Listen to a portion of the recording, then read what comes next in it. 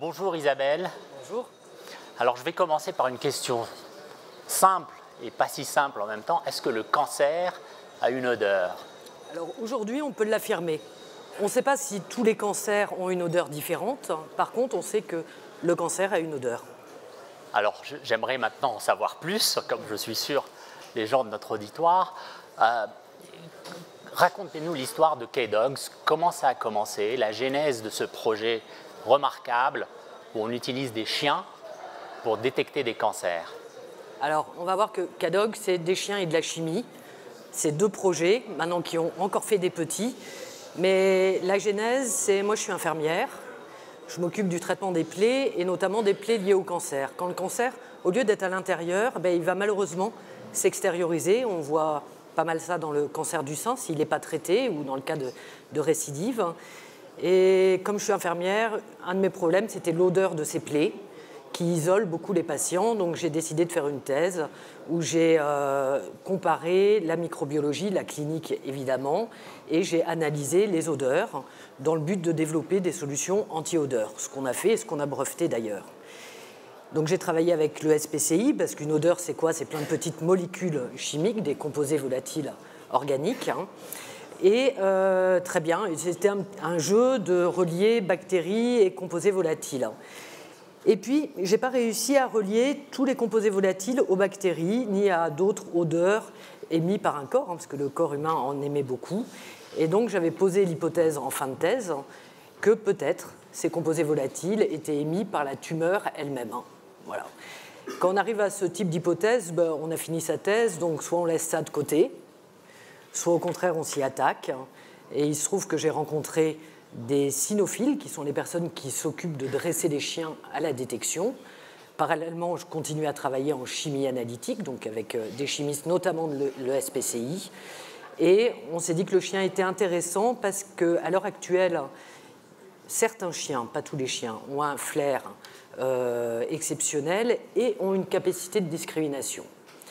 Et donc, on a décidé de faire un exercice simple, c'est de prélever la sueur de femmes sans cancer et la sueur de femmes avec cancer, d'essayer de dresser les chiens à reconnaître ces deux groupes de patients. Et puis après, on a fait une preuve de concept, c'est-à-dire en double aveugle, de façon aléatoire. On mettait derrière des cônes, des compresses, mais en contact avec des femmes malades et des femmes saines. Alors, c'était des exercices simples, ils avaient toujours un positif et 3 négatifs. On verra que c'est beaucoup plus compliqué quand on fait du diagnostic. Mais en tout cas, les chiens ont réussi cette première étape simple de trouver les échantillons positifs de sueur en reniflant dans des cônes où étaient positionnées ces compresses. Ils ont réussi cet exercice dans plus de 90% des cas, ce qui nous a montré qu'ils sentaient quelque chose qui était spécifique au cancer. Voilà. Et en termes de... Et quand on regardait par d'autres moyens d'investigation, évidemment, ça confirmait ce que les chiens avaient détecté. En chimie analytique, la chimie analytique, c'est super, mais c'est compliqué, et c'est compliqué quand on est dans l'odeur humaine, parce qu'il y a la tumeur, mais il y a aussi l'odeur des tissus, vos odeurs secondaires.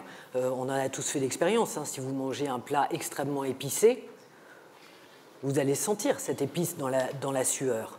Imaginez, nous, quand on travaille sur la sueur, tous ces composés, on va les retrouver, et c'est très compliqué de trouver la signature qui est sans doute complexe, donc on la cherche, et d'autres équipes la cherchent également, de cancer du sein.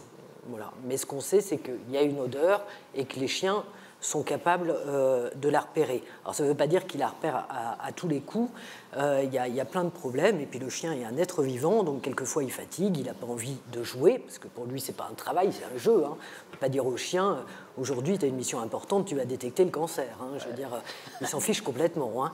Donc lui il joue, et ce qui le motive, c'est qu'il est récompensé, ce qu'on appelle, c'est un conditionnement positif. Lui, ce qu'il veut, c'est avoir évidemment sa récompense. Donc maintenant, d'un point de vue validation scientifique, parce que vous êtes à l'Institut Curie, quels sont en quelques mots, les protocoles que vous mettez en place pour valider scientifiquement et puis ensuite passer à une autre étape potentiellement? Alors on a fait des choses très classiques, c'est-à-dire qu'après cette preuve de concept, on a fait une étude clinique.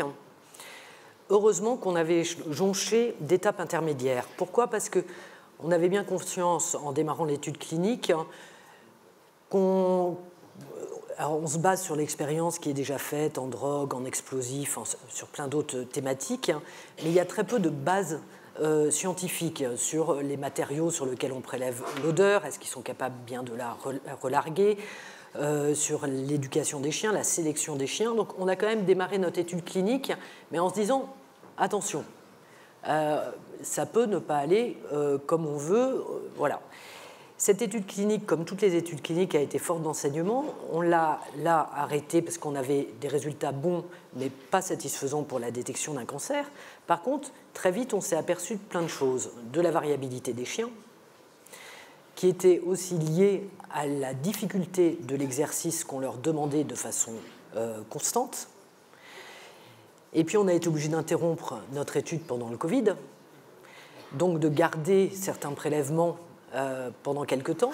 Est-ce que le prélèvement a conservé son odeur? On n'avait rien dans la science qui l'affirmait. Donc, avant même d'arrêter l'étude clinique, on a mis en place d'autres études qui manquaient sur la sélection des chiens, sur les matériaux qui absorbent et désorbent le mieux l'odeur. Donc, à chaque fois, on fait ça avec des partenaires, l'Université de Strasbourg pour les matériaux, avec l'IRCGN, donc l'Institut de recherche criminelle de la Gendarmerie nationale sur la conservation des odeurs. Pourquoi l'IRCGN? Parce qu'eux-mêmes travaillent beaucoup sur ces techniques pour travailler à des fins criminalistiques sur l'odeur individuelle humaine.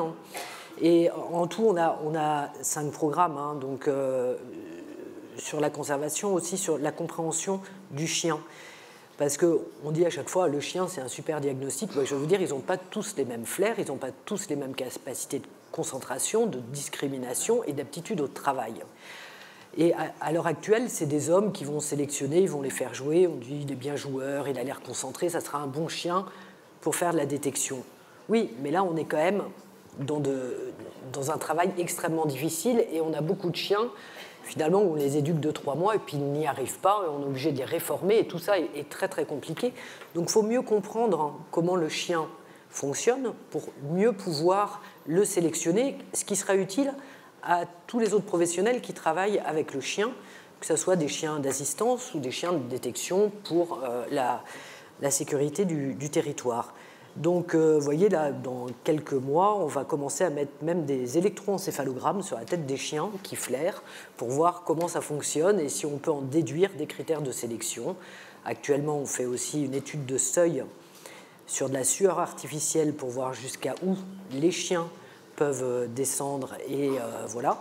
Donc, on fait tous ces travaux de manière à repartir sur une étude pilote tout en continuant des travaux de chimie analytique. Fabuleux. Je trouve ça fascinant. Alors, dans la minute qui nous reste, comment est-ce que vous voyez, Isabelle, le déploiement au-delà de nos frontières de ce type de technologie, de technique pour pouvoir justement amplifier le screening de certains cancers? Alors, dans un futur, CADOG, ça va être un pré-test. Ce qui a motivé CADOG, c'est de se dire comment dépister des populations à faible accès aux soins et au dépistage. Et ça reste très fort. Et on me dit toujours, si tu trouves la signature olfactive du cancer du sein, il faudra faire du nez électronique. Et je réponds toujours, oui, dans ce cas-là, je le confierai à quelqu'un d'autre parce que ça ne m'intéresse pas beaucoup. Alors en effet, c'est une piste et c'est sans doute valable et ça sera très intéressant pour les pays du Nord, mais il y a aussi toute l'autre moitié de l'humanité, tous les pays du Sud où il y a beaucoup de chiens et où je pense qu'on pourrait faire quelque chose peut-être, alors j'espère le moins variable possible, mais de bien pour dépister en masse des populations et les amener vers les quelques appareils d'échographie, mammographie qui leur permettra d'avoir un diagnostic plus sûr. Ah, ce serait une très belle trajectoire. On n'y est pas. Je pense que j'ai encore bien 10 ans de travail. Merci beaucoup, Isabelle. Merci beaucoup.